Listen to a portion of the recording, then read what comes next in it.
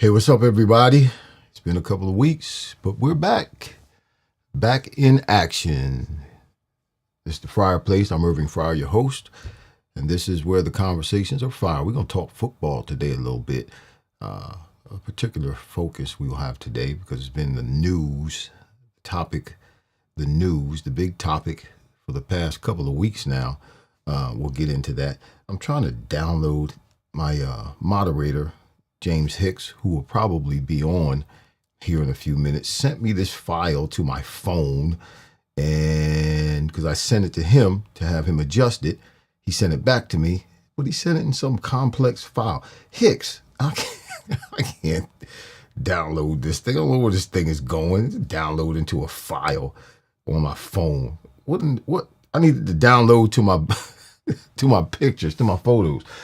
What's good, everybody? Y'all come on in the room. Let me know who's watching today. Shout out to everybody. I know I've been off for a couple of weeks, but I've been busy. Yeah, I've been kind of busy. Been traveling around and doing things personally. A couple of weddings out of town, and went down to see the Dolphins thin slap the Buffalo Bills last week. That was an awesome game. Went down for a fundraiser with a bunch of Dolphins former players, alumni. Haven't seen some of the fellas in a long time, so it was good.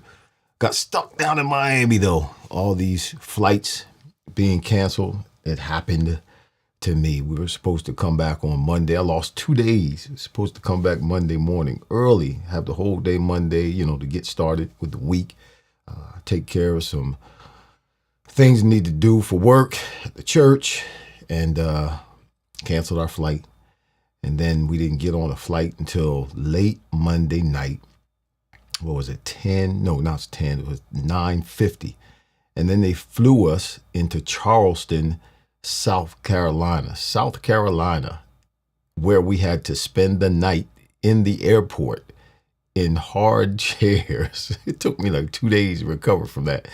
And then the next day we got on a flight, and the whole day was gone. So we lost Monday and Tuesday messing around down there in Miami with all these changes in flights. There were a lot of people that didn't even go because their flights got canceled, couldn't even get down there. But it was a good time. Had a good time while we were there. I guess I can't complain. Got a chance to spend one more day in Miami. Not a bad place to be stuck. If you got to be stuck somewhere, at least it wasn't in Alaska or Nebraska in the cold, or up north somewhere in the cold. It was in a warm place. So y'all come on in the room. I'm going to shout out our sponsors and play these commercials, and then we'll come back and talk a little bit. That's if you come on. If you come on, we'll talk a little bit. If you don't, then I guess I'll be talking to myself. A little bit inconsistent, I know, and that's my fault. But we're going to be more consistent from now on. I promise you. We'll be on every week, at least for the rest of the season. But, I'm a person that likes to travel as well. I need to get a new travel setup. I had a travel setup where wherever I was, I would go on. What's going on, Stu? How you doing, bro? He said, hey, homie. I had a travel setup where wherever I went, I could go live. But I got rid of that. It was too much to carry around. I've been searching, and I found some new stuff that I can use that's pretty compact. And so I'll be able to go live, if not even with a guest, but go live when I am away, so I can stay more consistent. For those of you who do follow, for those of you who do have subscriptions to the Fireplace, who do support me, and I appreciate all of you. Eddie Casper is in the house. I see you, my brother.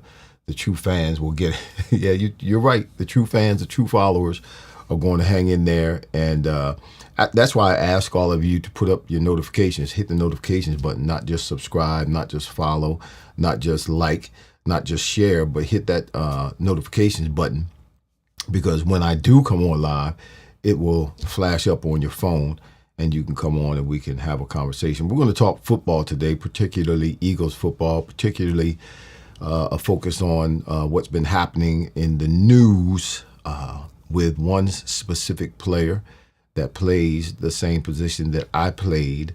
We're going to talk about him most of the time tonight, and we'll give a little recap, not a recap, but we'll talk a little bit about the Eagles and the Detroit Lions this week as well, because this is a big game. This is actually the biggest game. I mean, every game that comes up, I guess you could call it the biggest game, but this is a game that has significant meaning because this, I think, will define who is the best team in the NFC. You know, it's debatable right now whether the Eagles are the best team. I mean, debatable meaning not that I don't think they're the best team in the NFC. I believe they are the best team in the NFC, but a lot of people have legitimate reasons and legitimate arguments and responses to why the Eagles are not the best team in the NFC. And maybe it's, you know, Seattle, maybe it's Detroit, or maybe it's another team, the Vikings, for some reason. Maybe they think one of those teams are the best team in the NFC. Those teams are, you know, when you look at those teams offensively, they are putting up bigger numbers. They are performing at a more consistent rate, I guess you could say. And they look better on paper statistically than the Eagles. But, y'all, the Eagles find a way to win. They find a way to win. They went to Lambeau Field this past Monday night and found a way to win. Going to Lambeau, going to Green Bay in the cold. I mean, it wasn't freezing cold. It wasn't the tundra. But going to Lambeau and winning, period, is a great accomplishment in and of itself. It just is. It's tough to win in Lambeau. Now, people are complaining or people are raising their red flags because the offense only scored 10 points. Well, Green Bay only scored 7. So we won the game. And Green Bay has a good defense. They have a really good defense. They're in the top 5 in most defensive categories. Statistically, they're in the top 5. They're listed in the top 5 defenses in most of the defensive categories. I didn't realize they were playing that well until right before the game when I, had to do some interviews and do a couple of podcasts. And we talked about the Eagles and, our predictions with Green Bay. And, upon looking at what they were doing and examining the statistics, man, they were balling. And they were coming off this embarrassing loss against the Carolina Panthers. So they were wanting to play. They were up to play, not just coming off the embarrassing loss against the Carolina Panthers, but, as they said, talking junk, that the Eagles were marked on their calendar. They had that game marked on their calendar from the beginning of the season, from the time the 2025 schedule came out. They were looking forward to that game and preparing for that game and looking to play well in that game. And it was just a defensive game. Both defenses played. What's going on, John? How you doing, brother? And Gracia, yeah. Good to see you. Thanks for coming on. Thanks for shouting out. Billy Bell, where's Billy Bell? I don't know, Eddie Casper. Where is Billy Bell? Anyway, it was just a great defensive game. But don't go anywhere. I didn't mean to talk like that right now. Don't go anywhere. I'm going to shout out our sponsors, and then I'll be right back. And I want to interact with you. I'm sure you all, it's been national news, so much so that the owner of the Eagles had to go out, or not had to, but he made the decision to go out onto the practice field and have an extended conversation with A.J. Brown. And man, I don't think I've ever, in 17 years of football, I can't ever remember an owner of any of the teams that I played on, and I played for 4 different teams, ever coming out on the field to specifically talk to an individual player. Now, they may have shown up at the end of practice, everybody's huddled up and they say a word to the team to encourage the team. That may have happened, and I'm not even sure that happened when I was playing. But I know for sure I've never seen an owner come out to a practice and pull aside an individual player and have an extended conversation with him. But that happened, I think it was yesterday, either yesterday or the day before, because it's been big news. A.J. Brown's minor, I guess you maybe could call them temper tantrums, his way of doing things, his way of responding, and let it being known that he's not happy with the offense. He's doing it publicly. I think it was this past week, right after the game, he was on a popular podcast. I don't know the name of the cat because I don't follow him, but he was on a popular podcast, and he said his situation and the situation on the team is a crap. What he said, a crap storm. He didn't say crap. He used the S word. So obviously that drew even more attention, and it just keeps getting worse and worse and worse. And I believe coaches are getting tired. Sirianni's getting tired of having to answer questions about A.J. Brown specifically.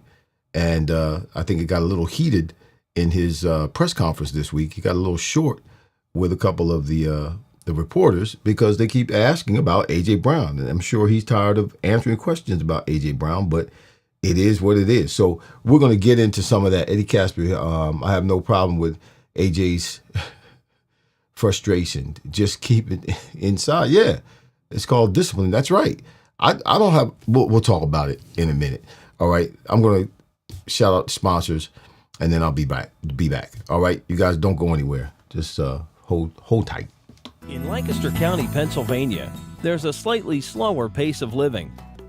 That's also where you'll find the home of Stoltz Fish Structures, where quality, integrity, and world-class customer service are more than just a way to do business. It's a way of life. From our humble beginning over 40 years ago in a small building to the modern 65,000 square foot facility of today, we've remained at the forefront of our industry. Everything from gazebos and sheds to garages and pergolas, and everything in between.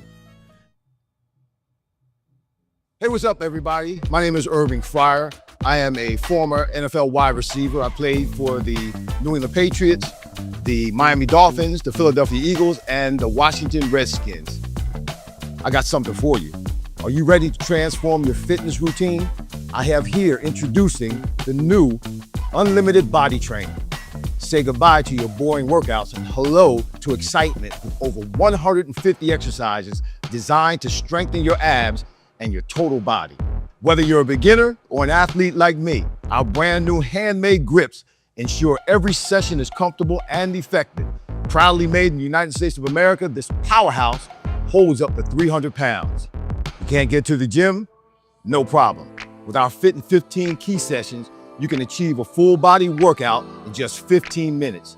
Experience resistance training, metabolic training, core workouts, and band training, all from the comfort of your own space. But that's not all. Our special elite gear package includes foot sliders, resistance bands, gloves, and a convenient carrying bag. Plus, don't miss out on our exclusive supplements and apparel available on our website. Lose up to 25 pounds in just 2 months. It's time to seize the moment. For men and women, for athletes and fitness enthusiasts, the Unlimited Body Trainer is your ultimate solution. Don't wait. Make the change today.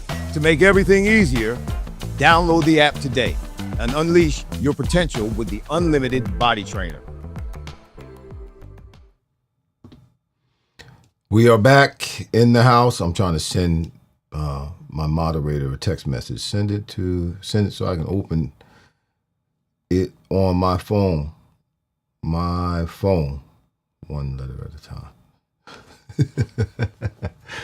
That's Mr. Hicks. That's what happens when you start dealing with these people who know way more than you do in this electronic and modern day equipment. things. Oh gosh, he knows how to do so much more than I do when it comes to, editing and videos and things like that. So, yeah. Billy Bell, my man, I got sick last week and couldn't get to Dolan's. That's okay.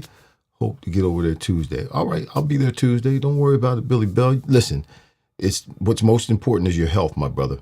That's what's most important. So if you have to take time, or if you have to slow down, or you have to stay home, whatever you have to do to make sure you're healthy, do it. Dolan's is not going anywhere. Vetted at Dolan's is not going anywhere. I'm not going anywhere. We'll be here at the Fryer Place, like I said, more consistently, because I found some new equipment that is much easier to use and much more portable. It's less cumbersome in trying to, carry it around and all the things, lights and cameras and just interfaces, all that stuff. I don't want to have to carry all that stuff around when I'm already carrying stuff around wherever it is I'm going anyway. I always want to carry my golf clubs, particularly if I'm going somewhere that's going to be warm or warmer than where I am. What's going on, Pastor Taylor? Good to see you, my brother. But let me get into what I want to talk about today. And like I said, it's specifically focused on A.J. Brown. And this goes back a couple of years now. Well, not a couple of years. It goes back to last year. Starting when A.J. Brown got here in Philadelphia in 2022. He was the man. He came in and he blew the doors off when he got here. Same quarterback. Jalen was the same quarterback. He blew the doors off when he got here, A.J. Brown. Everybody was talking about how great A.J. Brown back then was, how great he is. He's putting up numbers and breaking records. He's on his way to the Hall of Fame. His name was out front all the time, even much more so than Devontae Smith's name. Now, the year prior to A.J. Brown coming to the Eagles, Devontae Smith was a rookie, and Devontae Smith broke the single season receiver record for rookies his rookie year, and he was the number one guy, and he took a back seat, played Robin, and that's what he's still doing. He's playing Robin right now, and A.J. Brown's supposed to be Batman, the front guy. So 2022, A.J. Brown did all right, had a great year. 2023 had a great year. That's that year that they were doing all right, and then he just fell apart at the end of the season.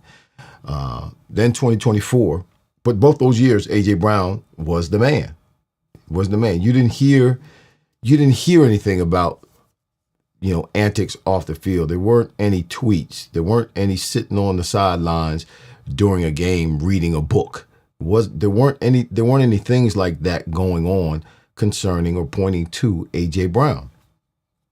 So 2024 comes, and guess who comes to the team? Saquon Barkley. Saquon Barkley had a heck of a year last year, a heck of a season, one of the best seasons ever in the history of the NFL for a running back. And so much so that he took the Eagles to the next level, took them to the Super Bowl, and not just got them to the Super Bowl, but won the Super Bowl. He's deemed the NFL, by the other NFL players, he's deemed the best player in the NFL. He's got all the headlines. A.J. Brown is not the man anymore because Devontae is. So that's when we started seeing, sitting on the sidelines during the game, reading a book. This is A.J. Brown, making fuss publicly through cryptic tweets, cryptic messages on social media, doing all these kinds of things. It started more so last season, and we have more of it going on this season. And I believe some of it is because, yes, Saquon gets more attention. People are saying it's Saquon's team, not even necessarily Jalen's team. Jalen is the quarterback, but he's the engineer that that just drives the train as it goes and makes sure he makes the right turns, and whether it's right or whether it's left. But Saquon is the man. He's the man, and it's not AJ anymore. And I believe that's a part of why all of this has started. Let me go back to last season again. Latter part of last season, AJ Brown missed a couple of games. I think it might have been even 3 games in the latter part of last season because of what? A hamstring injury. And this is something. Loving my destiny. Hey, how you doing, sweetheart? He had a hamstring problem last season. Comes into training camp this year after winning the Super Bowl, after a whole off season. Comes into training camp. Steve Andrews, what's going on, bro? Comes into training camp and has an issue with his hamstring in training camp. Now, I'm no knucklehead about conditioning, hamstrings, about being a receiver. I'm not a, I guess I'm not the smartest guy, but I'm not the dumbest guy either. If it were me and I had a hamstring injury or a hamstring problem that kept me out of several games, and they were, highly valuable games. Every game in the NFL that you play out of the 17, they're all important. So they were of high importance, and I wasn't able to play because of my hamstring. I make it through the rest of the season, do the best that I can. During the off season, I'm going to address that. I'm going to strengthen my hamstring. I'm going to do what's necessary to make sure that I don't have any problems the following season with that hamstring. AJ Brown comes into training camp and he misses days, just a few days into training camp, starts missing days because of his hamstring. I know for a fact, because I've been to training camp, I've seen what they do, not on a frequent basis, but I've been there a few times. I see what they do on their practice days, and those cats don't nearly run like we used to run in training camp. And I'm trying to figure out why is he having a hamstring problem in training camp? And now, just a couple of games ago, he was out with the hamstring problem. It makes me wonder. It makes me wonder, is this issue with him being a bigger part of the offense, does it have to do with his inability right now? Because maybe he's still having issues with his hamstring. When you watch him, you watch AJ Brown. What's up? DeRay Thompson is in the house. What's going on? I'm talking Eagles right now, but I'm particularly focusing on AJ Brown. When you watch AJ Brown, y'all watch him. Watch him. If you get a chance to go to the game, or if you get a chance to watch him on TV, if they focus on him, watch him. He doesn't move. And this is my opinion, okay? He's not moving like he used to move.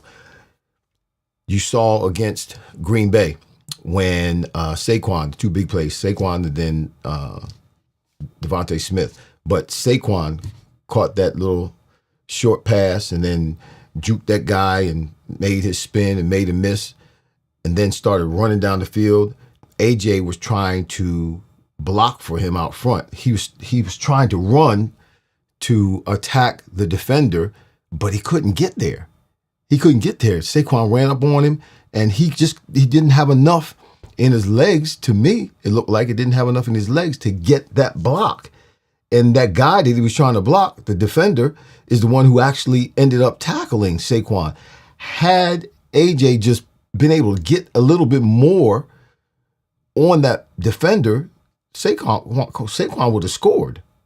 Saquon would have scored. So I noticed that in there. And then also the last play where they went, it was 4th and 6. They threw the deep ball to AJ Brown.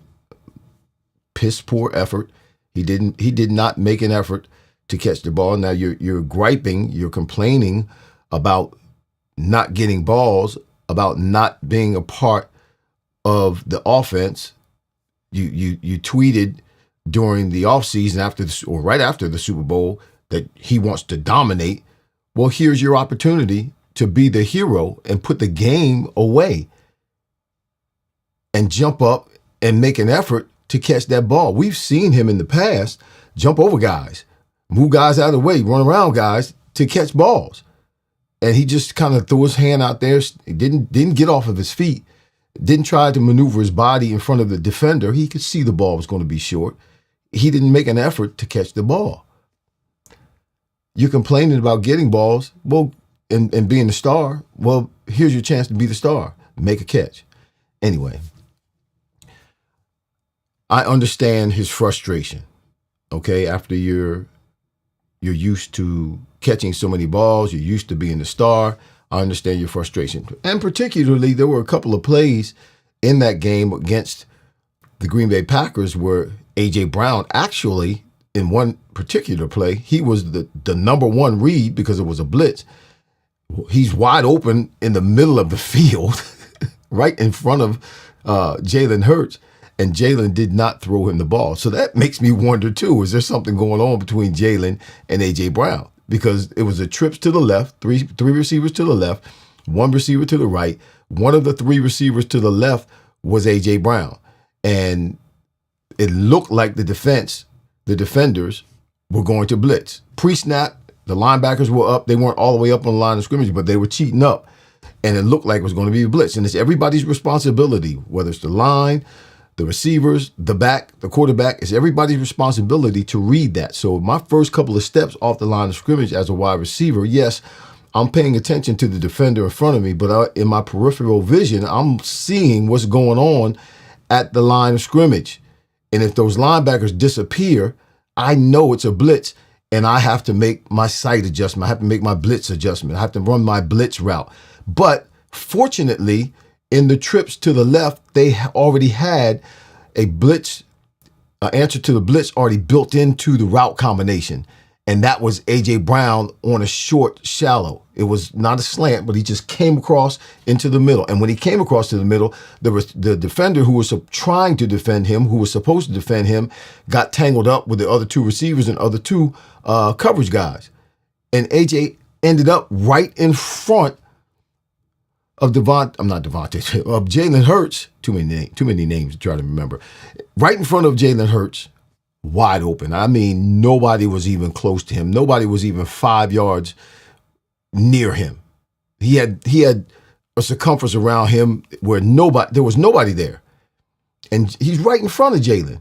And Jalen stepped up and moved to his left when he should have stepped up and just threw him the ball. Because guess what? Everybody saw the blitz. Jalen Hurts saw the blitz. That's why he stepped up and moved. You saw it when it came. What's your first read? Your first read is your sight adjustment, your blitz route. Throw the ball. So I don't know if something's going on between A.J. Brown and Jalen Hurts. Jalen's supposed to be the godfather of his kid. So I don't know if there's an internal or civil war going on that we don't know about, that they're keeping quiet, which they should. But something's not right. Something's not right. Something's not right with... Now, understand this, too. Understand this. Nothing is wrong with Jalen, and nothing is wrong with the offense. I know we would like to see them put up bigger numbers. We would like to see them throw the ball a little bit more. We would like to see them be more exciting. But when you compare the offense's numbers, particularly the pass numbers, to last year's numbers at this point in the season, they're almost exactly the same. In fact, you could say they're the same. Those numbers are the same. It's just that A.J. Brown is not getting the ball as much as he was last year. The ball's being spread around. Dallas Goedert, Jahan Dotson, Devontae Smith, Saquon Barkley's getting some passes. So the ball's being spread around. But as far as the passes, as far as the yardage, as far as the touchdowns by passes, as far as the completion rate and all that kind of stuff, those numbers are still the same as last year. So that says to me, yeah, they can win games because they're 7-2. They're winning games without getting A.J. Brown the ball. And here's the other thing, too. You can game plan to get a guy the ball. Other teams, most teams have to do that because Justin Jefferson, Jalen Waddle down in they game plan to get these guys the ball. Puka Nacua, he's the number one guy. He gets the ball when it's third and tight, and the ball needs to get down the field. Matthew Stafford's throwing the ball to Puka Nacua. Everybody in the stadium knows it. The defense knows it. The offense knows it. Everybody on the sidelines knows it. They game plan and strategize for him to get the ball. We used to do that when I was here in Philadelphia. John Gruden used to strategize to get me the ball, move him around, move me around, get mismatches, so on and so forth. So you can game plan, and Patullo can game plan. Kevin Patullo, that's the offensive coordinator for the Eagles. He can game plan to get A.J. Brown the ball more. But what they're doing says to me is, listen, we know A.J. Brown, you upset. We know you doing what you're doing on social media, letting people know. And, it's a little bit disruptive, and it's frustrating that we have to answer these questions concerning you. But guess what? What we're doing is working. So we're not going to stop what we're doing to cater to you. We're going to keep doing what we're doing because what we're doing is producing W's. We're winning games. However we win them, it doesn't matter. We're winning games. And that's the bottom line. That is the bottom line. And I guess Mr. Lurie has gotten a little bit frustrated or tired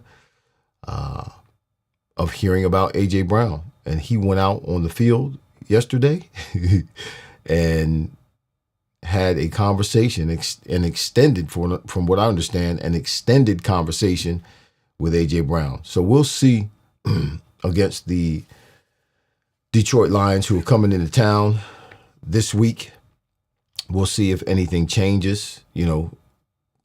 May not change during the game. We won't know if anything changes until after the game to see if he tweets anything or says anything crazy. I understand his frustration. I do.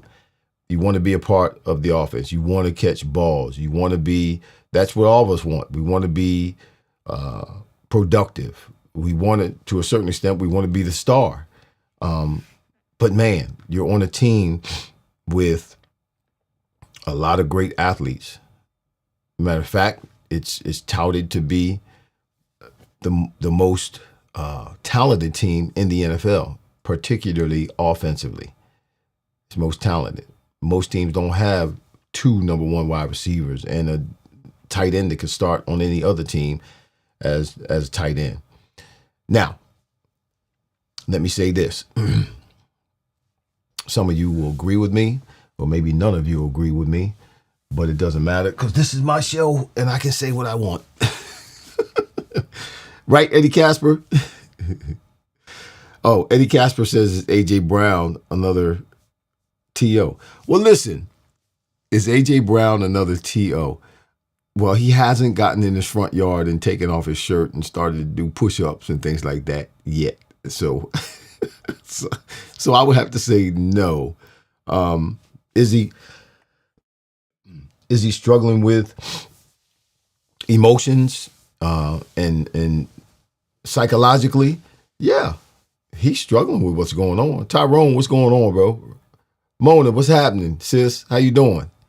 Yeah, he's struggling with what's going on emotionally and psychologically. So he's got some issues that he needs to deal with. Listen, November, the month of November is Men's Mental Health Month. So, this is this is a month that maybe we need to focus on some men's mental health. But listen, my opinion, I played 17 years in the NFL. I've always felt this way, even when A.J. Brown had his really good years. And understand this, people are saying A.J. Brown is a great receiver.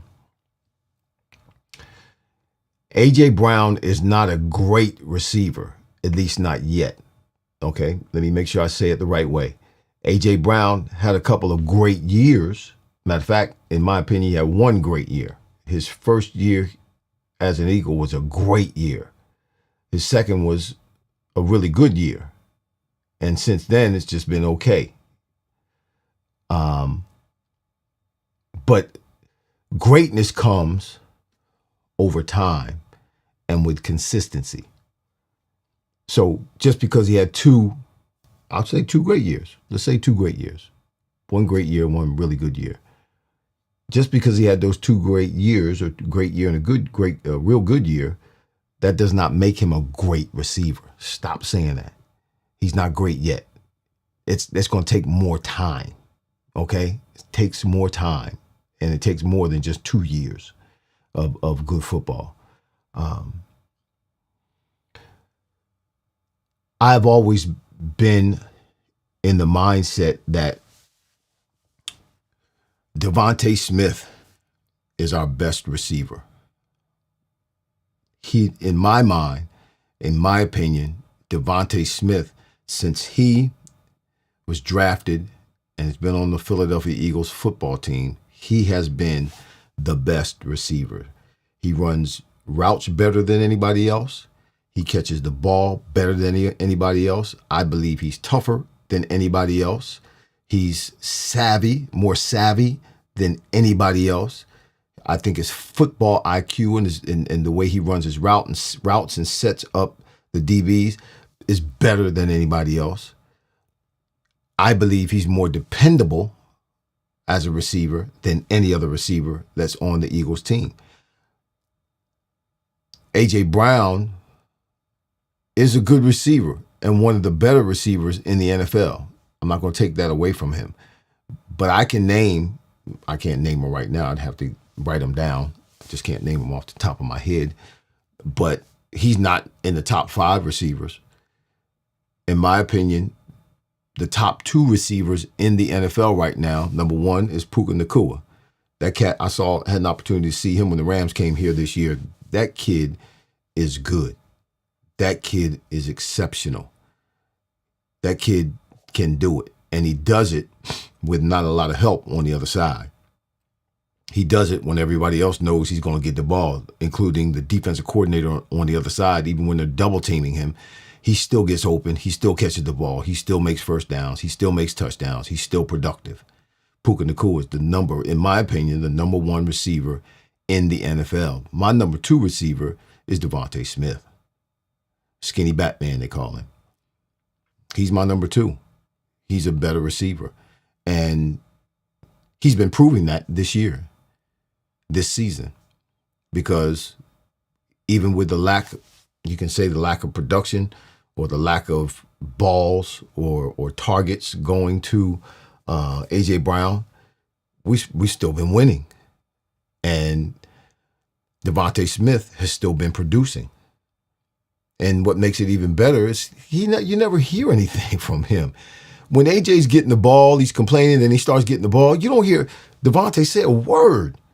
You don't hear him say anything. He shows up, does his job, packs his bag and go home, come back the next day ready for work again. He just does his job all the time. He's reliable, he's dependable, he's a great teammate, and he's trustworthy. He's everything that you want in a wide receiver. And he does everything as a wide receiver better than any other wide receiver on the Eagles team. You can argue with me all you want. Just look at him. Just watch him. And like I said, and I've heard this on a couple of different occasions. I think they were saying this on WIP today. Somebody else was agreeing with me that AJ just doesn't look like AJ used to look 2 years ago. Something, if it's emotionally, psychologically, that's causing the physical appearance to look like there's something missing, or if it's the physical that's going on, that's something physical hindering him, keeping him from moving fluently and running fast and jumping and leaping and being dominant like he used to be. He's not doing that right now. He did it a little bit. I forget which game it was. Was it Minnesota? I think, no, it wasn't Minnesota because it was at home. He's doing it a little bit. He did a little bit in one of the games earlier. I can't remember which game it was. But that was it. And that was before he had this hamstring issue. I think, my opinion, but keep your eyes open and keep your ears open because you've heard it. You will have heard it here first at the Fryar place where the conversations are fire. I think A.J. Brown's hamstring issue could be chronic.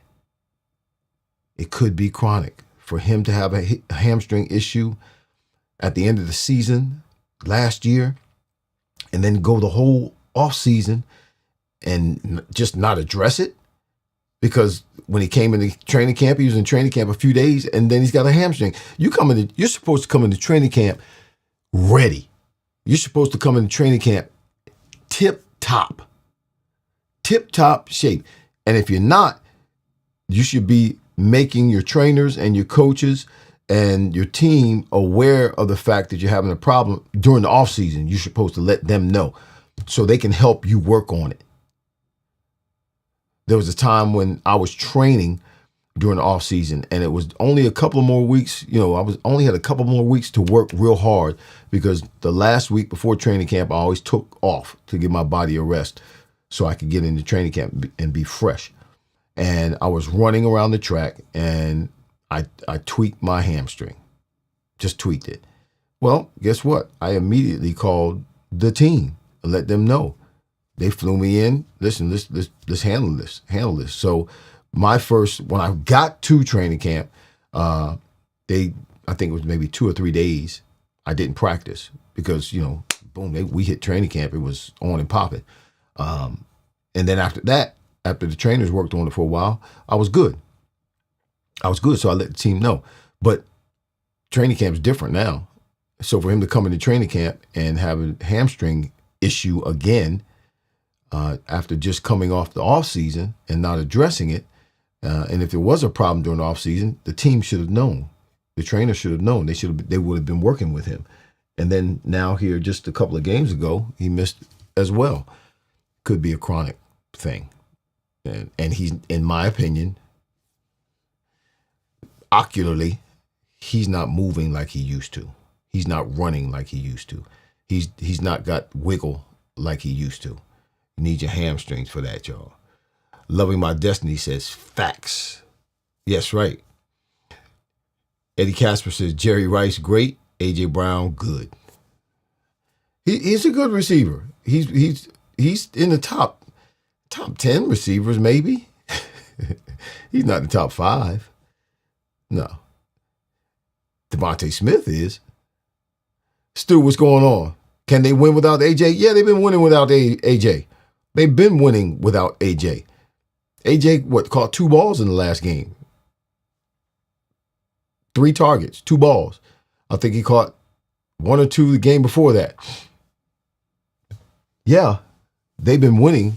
And that's, again, like I said, statistically, off the offense, the Eagles' offense the numbers are the same right now. At this point, 9 games, not having played 9 games, the numbers are the same as far as how many passes are being thrown, as far as how many touchdowns have been scored through the air, as far as how many yards have been gained, as far as yards per throw. It's the same. It's just that AJ's not getting the balls. The balls being spread around more so than ever. Last year, AJ was getting a lot of balls, or at least more than he is now. I think he only caught like 60 balls last year, 50 or 60 balls last year because he was hurt with a hamstring. So yeah, can they win? And I think that may be bothering him as well, that he's not getting the ball and they're still winning. He should be happy. We're saying he should be happy because they're winning.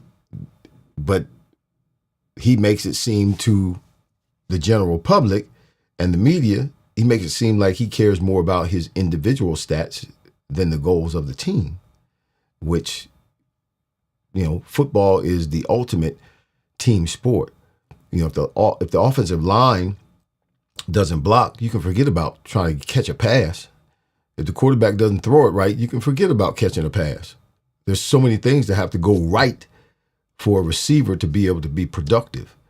Even the running back, if the offensive line doesn't block, how good is the running back going to be? I mean, you can only make so many guys miss. So it's a team sport. Everybody depends on everybody. And that's why you've got to be, you can't put your individual goals and try to make them bigger than the team. They're not. The team is what's important, because without the team, you won't have any individual statistics or any individual goals. You'll never become anything without the team. Nobody can go out there and run the ball and pass it to themselves and block for themselves. You can't do that. Nope. It takes a team. So that, yes, Stu, they can win, and they have won without AJ. And I think that may even bother him more so than what he was already doing. Hey there, sweetheart. I think my wife just came home. So does anybody have any questions for me? AJ told fantasy people to get Yeah, I saw that. Billy Bell saw the comment that AJ Brown made. AJ Brown, and I think it was in that that whole thing that he did on that podcast when he said that it was a S storm that he was in, or the situation with the team was an S storm, SHIT. So, yeah, and he told the people who are participating in fantasy leagues, fantasy football, to get rid of him, trade him, sit me on the bench, because I'm not getting any fantasy points for anybody. Boy, it's a different world now. It's a different game, different kinds of players too. It's just I was thinking the other day, when we play, I heard Michael Irvin say this. When we played, it was dangerous.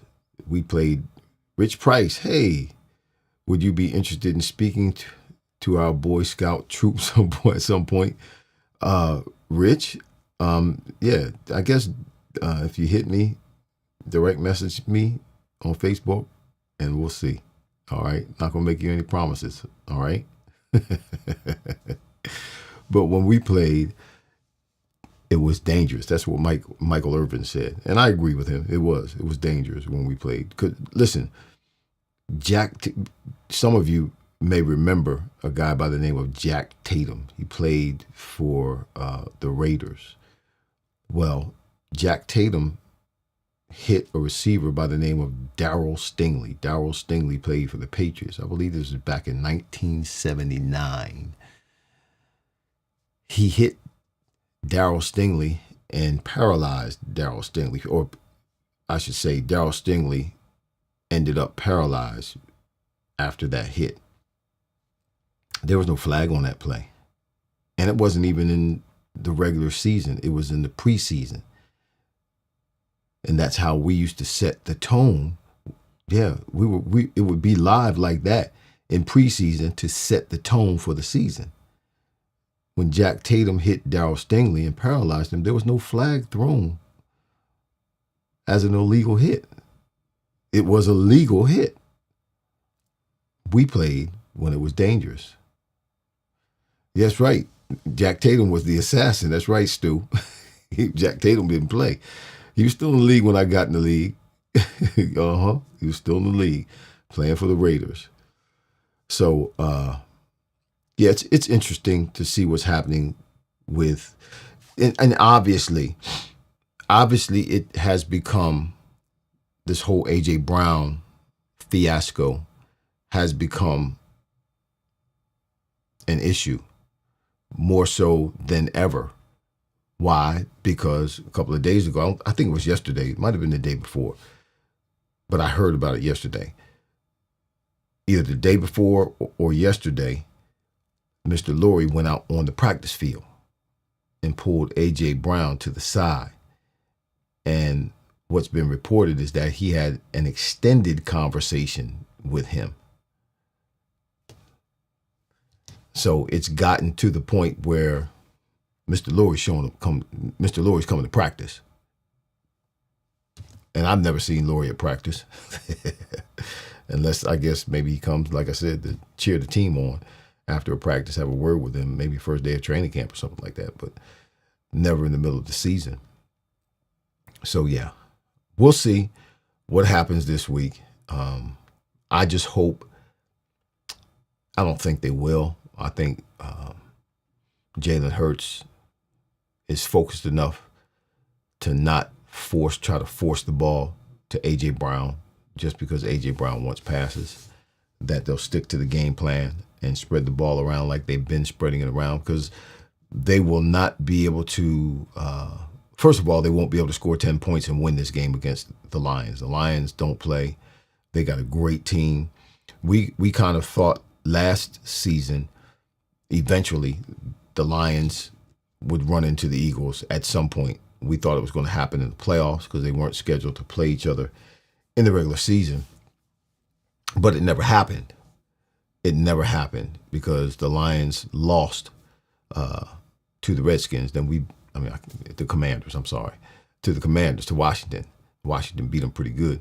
And then we beat Washington. So had they lost to Detroit, then, yeah, Detroit would have come here. We would have had a match with them. And that was the team when most of us, when we saw the schedule come out for this season, this was the game we're like, okay, we got Detroit coming home into the link. This is going to be a game where, we need to be at our best, because if we're not, the Lions are going to take control and win the game, because they do run the ball very well. They've got two great running backs, and if we don't get pressure on Goff by way of taking away the running game and making them one-dimensional, that's what teams who have beat the Lions have done. They've taken away the running game. Gibbs, Montgomery, they've taken them away, limited them, and forced the Lions to pass the ball. Goff can pass the ball, and he passes the ball well. But when he's under pressure, he melts like a popsicle in the heat. In the middle of summertime, he does. He's not good under pressure. He folds. He's flimsy. He starts rushing. He starts making mistakes. And we have what we need up front to put pressure on him, to make him hurry, to make him uneasy in the pocket. So I think that should be the game plan. And I'm sure we know we have to stop the run, though both their running backs. And once we do that, because if we don't stop the run, now play action is going to work. And they do a lot of play action. Goff does a lot of play action. He's a play action guru, and it's going to mess us up. So we've got to stop the run, get a lead, put some points on the board, get a lead, and force them to throw the ball. And when we force them to we forced the Lions and Goff to throw the ball. Now we can pin our ears back and, be creative, blitzing, getting pressure on him and making him uncomfortable. That's how you win this game. And our defense seems to have come around, started clicking. We've got the new edge rusher, Phillips, who had a great game, his first game as an Eagle last week.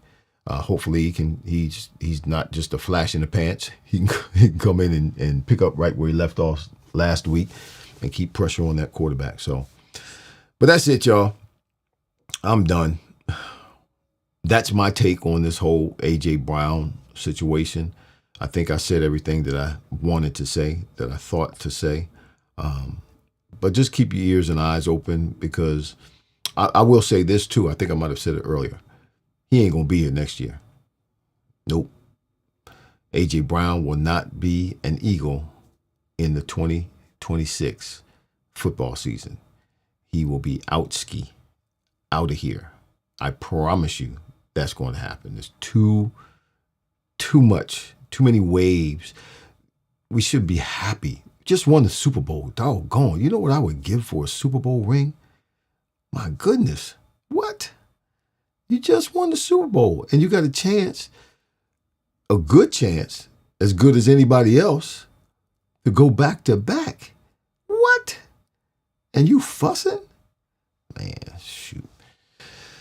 Listen, there are people, there are receivers who are in the Hall of Fame right now whose statistics are lesser than mine. My stats are better than theirs. Some of them way better than theirs. But they're in the Hall of Fame, the Pro Football Hall of Fame, and I'm not in the Pro Football Hall of Fame. Why? Because they got a Super Bowl. They got a Super Bowl or multiple Super Bowls.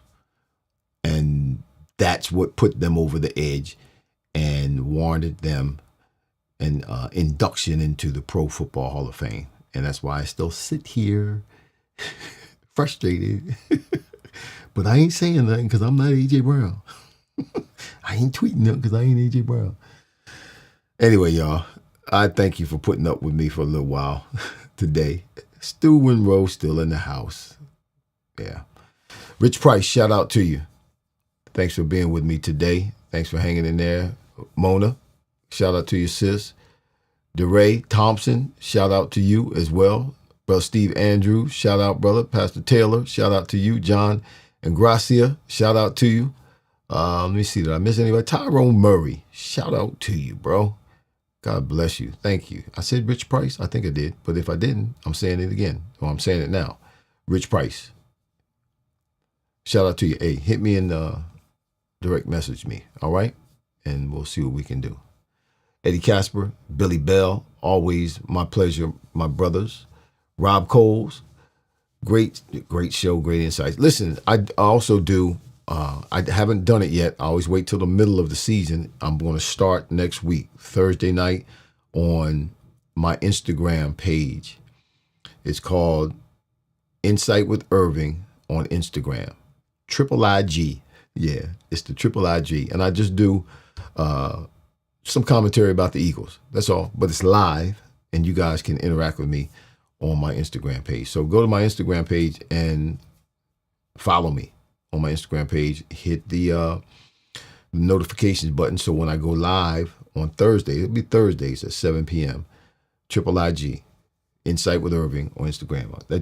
You brought that to my remembrance, Rob, when you said great show, Insights /Insights. So thanks, Rob Coles. Thanks, Billy Bell. Thanks, Loving My Destiny. Thanks, Eddie Casper. Y'all, it is 8 o'clock. Straight up and down. I'll be back next week with more insight, with more. I'm going to start having a couple of guests on too, just so we can interact with some football guests. But next week, just so you know, again, November is Men's Mental Health Month. Next week, Donna Marie is going to be on with us. She wasn't on the first Friday of the month because I was traveling and she was traveling this week. She'll be on next week. It's going to be our Wellness Week next week, but then we'll start back the first Friday of every month. But Donna Marie, our natural health and wellness expert, is going to be on next week. Got me drinking this water, Mountain Valley spring water. Should do a commercial with them. You know, we drink water out of those plastic containers, but we don't know how long that water has been in that plastic container, that plastic bottle. How long it's been on a truck, if it's been in the heat. And a lot of times that plastic is leaching into the water. So if you can, try to drink water that's in glass. Yeah, try to drink water that is in glass because it's less infected.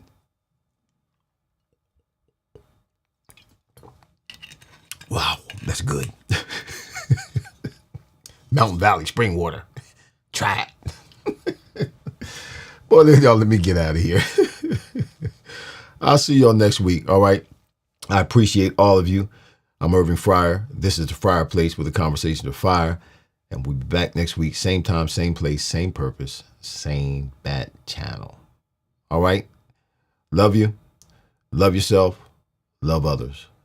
Because you reap what you sow. Peace. I'm out.